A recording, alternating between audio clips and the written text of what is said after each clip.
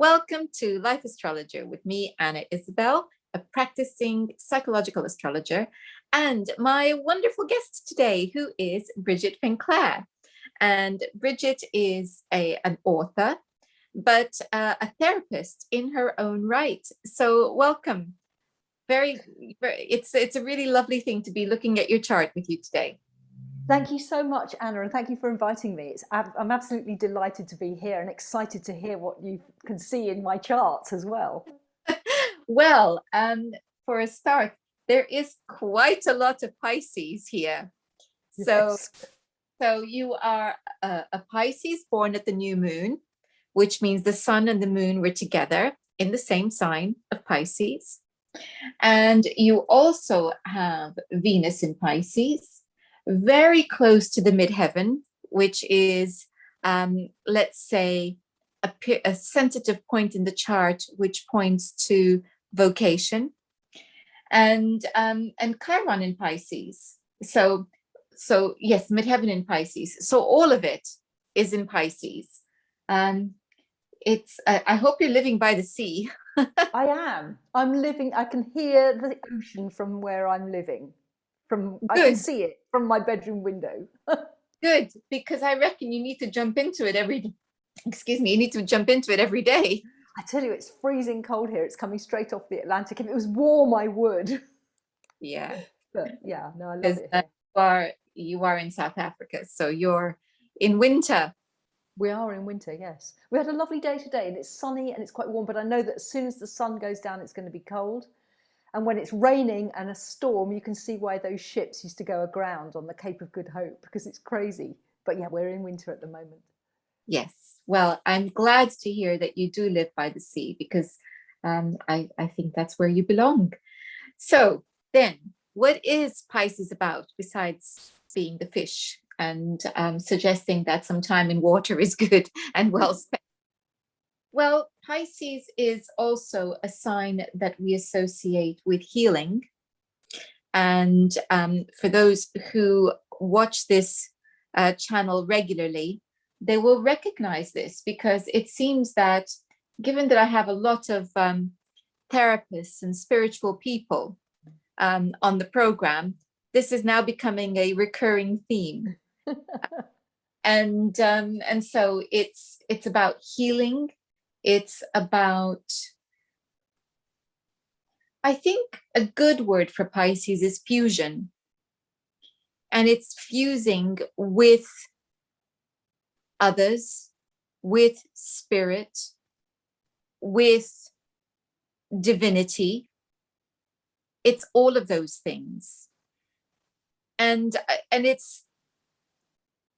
it's a sign of boundlessness. When we think about, say, Sagittarius, we think about expansion, and not wanting any boundaries. We think about freedom. But with Pisces, it's like it's taking it a step further. It's having a sense of the universe, infinity, and it's the depth of the sea that has no bottom. It's that kind of thing. So and of course, sorry, go on. Of course, it's tricky because, well, for a start, you are in a body which is very clearly defined. It's got a boundary. It's your skin. And so how does someone with that kind of outlook exist in a world where things are defined and contained, and where there are boundaries? That's the challenge, I think, for an individual like you with so much Pisces. Is that making sense to you? Yes, it's amazing. And before I moved to Cape Town, which was 9 years ago, to live by the ocean, I used to live in the middle of London, so you can imagine. But my favourite place to live was near the river. I always loved to be near the river. So I was in Twickenham for a while, which was near the river, and that was good. And I used to walk by the river every day. But when I was right in the middle of London and not near the river, I used to become quite like a plant that hasn't been watered, I suppose, or that hasn't had any sun, and I would become I actually ended up burning out. Quite a few times in my life I've burnt out. And I think it is that lack of boundaries, because you just feel as though there's an enormous amount of energy and anything is possible. So that boundlessness. And so you think, yeah, I'm going to do this, and I'm going to do this, and I'm going to do this. And you just keep going, and you don't think, actually, I have this earth suit, if we call it, the body, that needs to rest and I can't actually do all of this. And this is something that I've had to learn, you know, it's taken me several times of burning out until I've actually learned, no, you need to say no, and you need to sometimes let people down, and you do need to rest. And yeah, I love to walk on the beach and at least put my feet in the sea. It's very cold. I don't like to swim in it here, but I'll always put my feet in the sea and walk along there and just hear the ocean and smell the ocean. And yeah, and the healing aspect also obviously is very resonant for me, because I've spent a lot of time healing myself and others. And even the book Red Dress is really going out to try to help to open people's mind to a new way of being and a new way of healing their own lives and moving forward. So yeah, it resonates very much. I did know actually that I had a lot of Pisces in me. Somebody told me once I was a double Pisces. So, and I think that's part of the intuitive thing that comes in as well, isn't it? So Very much so, because I think when we're talking about fusion and we're talking about connecting with people at a level beyond words. So I can imagine, I can see, particularly with Pisces also being on the midheaven, that you would be someone who would be drawn to healing and therapy as a tool for healing. And that you as a therapist, I think, would be incredibly intuitive and know exactly what is going on before the person starts talking, almost as if you take one look and you're there. You've got it. They almost don't have to say anything. Yeah. And I think as well, also knowing kind of, they'll be coming in for one thing, and I'm aware that this is going on. And I'm thinking, and then there's that, as a therapist, well, you've got to kind of go, the client, you're going with what the client has come in to resolve, but you know there's something over here, and then there's that decision. So a lot of decisions have to be made intuitively. And certainly when I was working full-time as a therapist, I would also have like a whole toolbox of different types of therapy.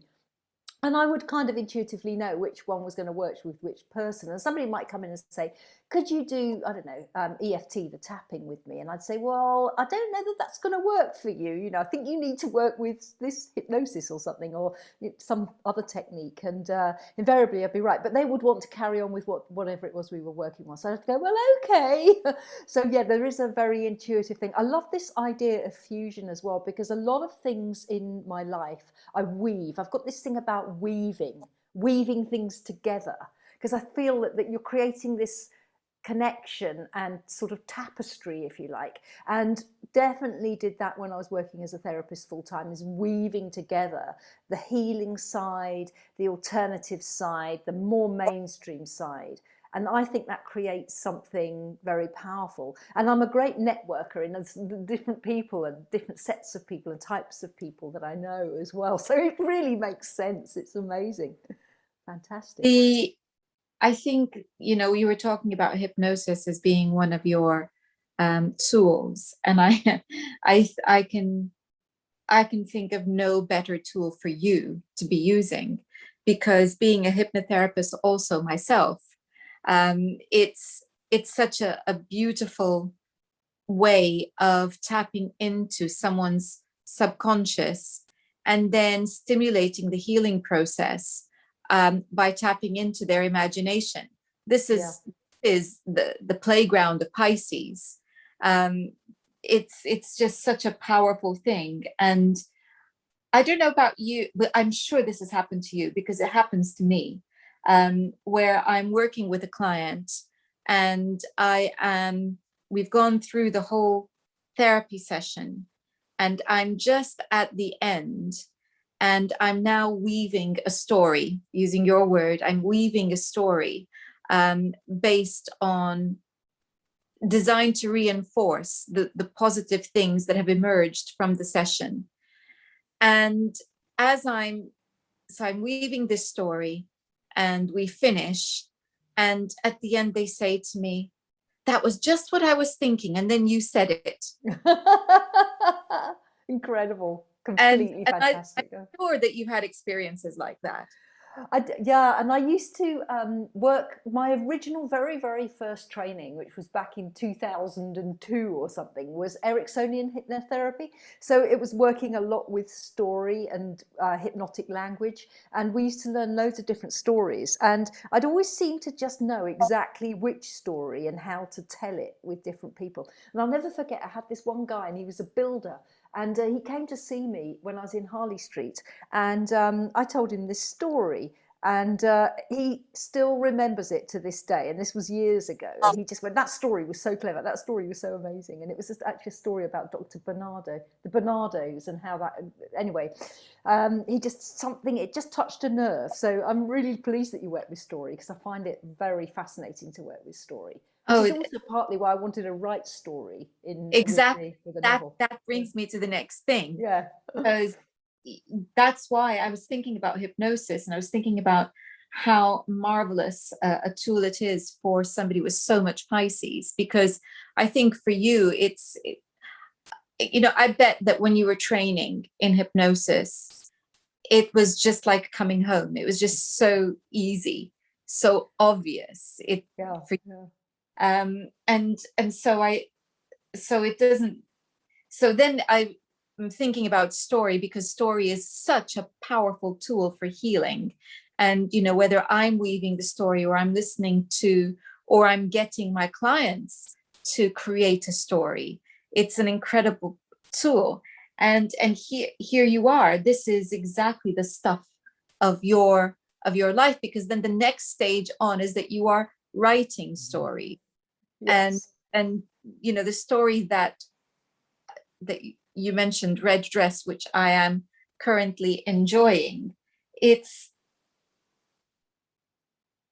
an incredibly important story, because it is the story of a person's awakening, and the power that has to transform, and create joy and happiness.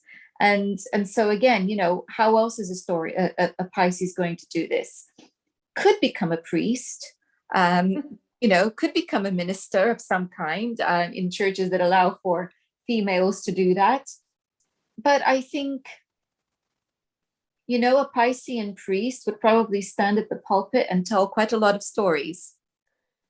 The interesting thing is that my other hat, if you like, is that I facilitate a study group for a teaching called the Book of Knowledge, the Keys of Enoch, which is very much going into a lot of scripture, because it's what we would call a capstone teaching. So it looks at all the different traditions. So we're looking at the Bon Tibetan tradition. We're looking in there at the Egyptian cosmology. We look at the Christ figure, and we also look at the Kabbalah and the Hebrew. So there's lots of different spiritual aspects of that teaching. And I sometimes actually lecture online, and other times are facilitating the study of that. So that's kind of probably the nearest you'd get to me being a minister. Exactly. Yeah. It's looking at the esoteric side of life, and which of course is the spiritual side of life. We say it's esoteric. What on earth does that mean? It means mysticism. It means, so really, what are we talking about? We're talking about the quest for connecting with spirit, connecting with divinity. And that is the stuff of Pisces. So I'll just stop talking about Pisces when I say this. It is the last sign of the zodiac. And the zodiac begins with Aries, which is I. That's what, or actually, let's say me. It's more about, it's me. Not quite a well-defined I yet, but it's me. By the time we get to Leo, the next fire sign, it's I, because there's a sense of identity. And then by the time we get to Libra, it's evolved into something else, and it's we. It's us. When we start to get to Capricorn, then, and maybe even we can say that about Sagittarius, but certainly Capricorn, it's society.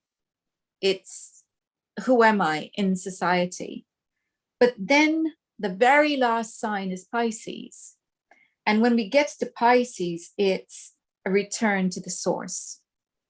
It's the dissolving of I and us and we. And it's we are one. And I think that it's very old, mystical principle that we come from, let's call it a pool, and we individuate. And throughout our lives, then we learn how to collaborate on a one-to-one with society, and then we return to the source. And that's really what Pisces is about. This is why there is such an emphasis on the issue of boundaries and why Pisces struggles with it so much. It's because it's constantly saying, yeah, but we're one. Really, we are one. We are one. Yeah, and I think that empathy means that you feel what the other person feels. So it wasn't until fairly recently, actually, that I went and did a wonderful boundaries training with a friend of mine here who's absolutely amazing, and realised I really don't have boundaries. And she said, but you've got to say no to people. Why aren't you saying no? Is it a fear of rejection? I said, no, I'm not. It's not so much a fear of rejection. It's because I'll feel what they feel when they get rejected. I'll feel what they feel when I say no to them, and how their disappointment. I will feel that, and I'm saying no to myself. And she had to kind of teach me, no, you've got to say yes to yourself and your own time. So it took me a long time to get my head around that. The whole thing about dissolving and the quest for source, really, I feel that we come from source and we go back to source. We come from the light and go back to the light. And that's been a huge theme in my life. And I think that has been this massive search throughout my life. And so interesting, because I work a lot with choices and visions that we create, and that's part of my bone circle training. And we have a set of choices that you work with for maybe 9 months to a year. And then you have another set of choices that you constantly work with because they're life orientations. But one of my primary choices, which you'd work with for a year or so, and then it evolves. The one I've just got a new one about a month ago, and one of them is I choose being at one. So it is that whole idea of oneness and connection. And I think that as the world is going through an interesting time right now, and we're in a gateway moment, and we do need to rise together. It has to be collective. We have to support each other going forward, and we have to be of service as well. So it all makes wonderful sense. I love it. It's really, really interesting. Thank you so much for looking I just at it. wanted to also say that you've got, in addition, you were born at the new moon, and there's significance in that. But what I'm interested in here is the fact that the sun represents what we are evolving into, and the moon represents what we come in with. And when you are born at the new moon, it means that the sun and the moon are in the same sign. So what it means is that this, shall we call it, Piscean energy has been with you for some time. You come into the world with it. And then, but there's aspects of it. You haven't got it all covered. You haven't got it all sussed. So that's what the sun represents, is that you're here maybe to refine, develop, and know more about what this means, and as well. So I think that's a nice way of looking at it. I would also say that my question to you is, to what extent has this come through your parents? Oh my goodness, I don't know. I think my parents were quite challenging, and I know we all choose our own parents. And it's been a whole journey to understand my parents and why I chose them, and forgive them, and still love them unconditionally. But they presented me with a lot of challenges. But those challenges are what have made me who I am today.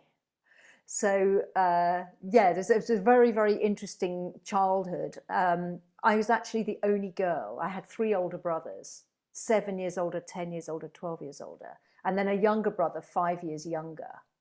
My eldest brother was almost like a father figure. He was lovely, and then he went off to university to become a doctor when I was 5, and then he died when I was 15.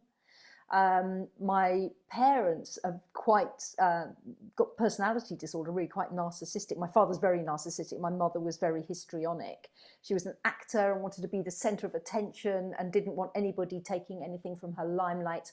She found it a very difficult to, but I think both of them have very difficult relationships with the feminine. My mother just wanted to be the queen bee and the center of attention, always got on with men and always wanted boys, didn't want a girl, actually told me that I never wanted a girl, and you ruined me, you know, things like this. So quite harsh, but then she taught me some wonderful things. You know, she was very glamorous and everybody loved her. She was very charming and charismatic. So there was wonderful things about her as well. It was exciting. It was an exciting family to grow up in. Imagine 2 narcissists. We're brilliant. Everything's great, you know, and everything was about the impression that we cast, and everything was fabulous. You know, we went on fabulous holidays to abroad. In those days, nobody ever went abroad. So there was an excitement to living in that family. But then there was the other side of parents who were only really interested in themselves and partying and having fun and entertaining and very, very hedonistic, which means that the children don't really get the attention and the growth and the nurturing that they need. And certainly because of the difficult relationship in the feminine, my mother was kind of like jealous of other women and wanted to be with men, so she wanted to keep me as the Cinderella archetype, if you like. And my father was quite misogynistic and would flirt with women, so he couldn't flirt with his daughter. Wanted a daughter, but then couldn't really handle the emotion of having one, so he was absent. Either he was physically absent because he was traveling a lot around the world at the time with his work, or he was emotionally absent. So but of course you grow up thinking this is normal, and there's no physical abuse or anything like that, so you grow up thinking this is normal. And then by the time I got to 17, I thought, no, my parents are not normal, there's something wrong with them, because they're completely different to all the other parents. Left home, and of course I was absolutely bang on right with that, but then afterwards you go, no, you grow up a little bit and you think, oh, it's just me being a bolshy teenager, I've got to mend bridges. And it wasn't really until I had my own children at the age of 30, I had my daughter, that then you think, no, I really need to reconnect with my parents, because they're now the grandparents, and everything became much closer with them. And then it was after that I trained as a therapist, and then the red flags go up and you start to think, actually that 17-year-old kid was right. But because of that whole empathetic, what you were saying about the dissolving into it, all the weaving, the fusion, it was always like going into a hall of mirrors for me, because it was always, well, no, it's my fault, I was super sensitive, I was oversensitive, it's me, I've got to heal myself, I'm the one who's the disappointment, because of course a narcissist projects anything they don't like onto you. So I took that on as, this is me, it's my fault, and so I felt I had to go and set about fixing myself, and that would change everything. And it wasn't until even a long time after being a therapist that it really, I went on a course actually, a continuing professional development course, which was about personality disorder, and it was something called Chaos Creators and Manipulators, I think it was called. And so by the second day, my jaw started to drop, and I just think, oh my goodness, I think maybe my parents are in this category here. Yes. And it took a long time to take that on board, Yeah. and process that, and then say, okay, well, look, I chose this, and I chose this for a reason, and there were good aspects, and I have to process this, work through it, forgive them. And I got to that point quite quickly, but then it was like, I want to keep my distance from them. And then I thought, no, you know, I'm all about unconditional love, I'm all about spirituality, that's the Pisces in me. I'm going to choose and intend to find a way to love them anyway, warts and all, and accept them as they are. And that was quite a journey, which with my mother, in my mother's case, my father's still alive, he's in England, he's now in his 90s, I think he's about 93, 94. My mother died about 5 years ago, and I went back to England to be with her for 10 days in hospital. She'd had a stroke, and that was one of the most amazing and incredible healing journeys for both of us, I think.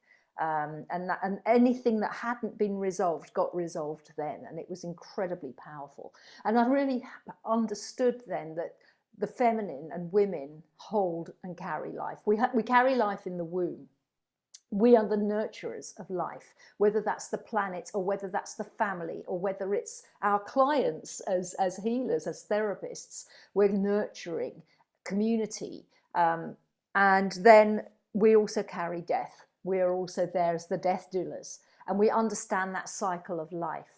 And at the end of her life, I did a lot of prayer and work for the soul to be reconnected, because I think people with personality disorder have just got disconnected from their higher self. And they've chosen that to shake things up for other people to learn and grow. So I realized there was a contract with us that she would be like that for me to grow onto a spiritual path of forgiveness and unconditional love, and becoming a healer and a therapist. And that, but at the end of her life, it was for me to reconnect her back to her higher self, so that the soul could go on in a place of wholeness. So now it's interesting, because I asked you the question for a reason. With so much Pisces, this is the sign of the orphan, the neglected child. And how's it going on end?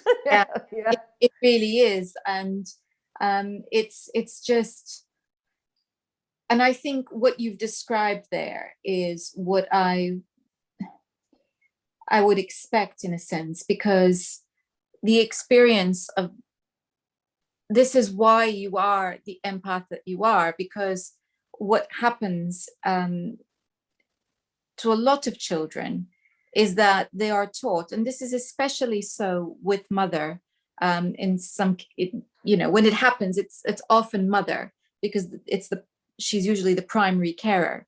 But the child's needs do not exist. The child does not exist. It is only the mother's feelings that matter. And so the child is constantly trying to make mother happy and constantly failing to make mother happy. But what happens is they become super attuned to other people's feelings. And then, of course, that lays them open for abuse later on. And this is the issue of boundaries, that because they have none. They have none because, as far as they were taught, they do not exist. Absolutely spot on. You couldn't have got that better. It is precisely for the purpose of serving the parent or the parents. And so this is why it's so difficult. And one of the good things about being a therapist also is, quite simply, that you learn about boundaries.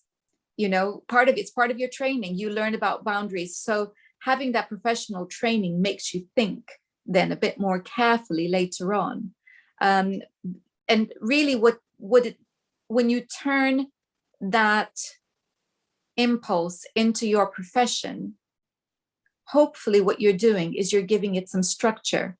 You're containing this a little bit and making it perhaps a healthier and more manageable energy to live with, other than just laying yourself open. And I'm not surprised that you burnt out a few times as a result of all of this. So there it is.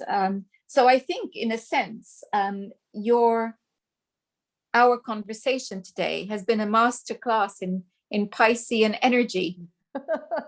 Fantastic. You are so spot on with that about not existing. There's that feeling of being on the periphery and invisible, and that my needs don't count. I don't count in the world. It's only ever.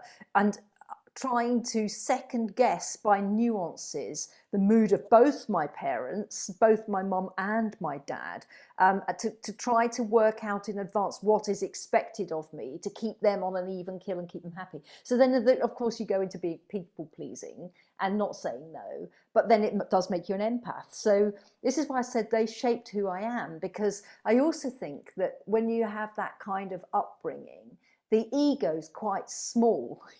So that's also good for a spiritual journey.